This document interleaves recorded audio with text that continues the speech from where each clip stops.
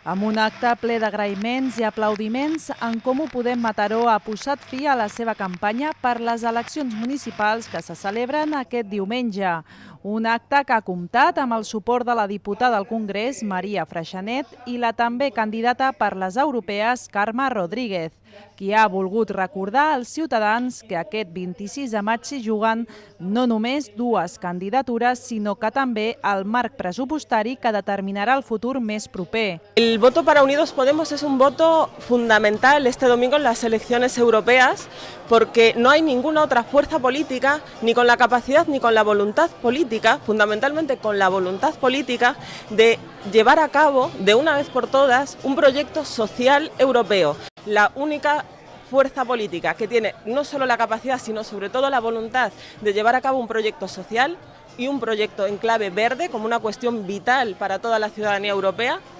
és Unides Podemos.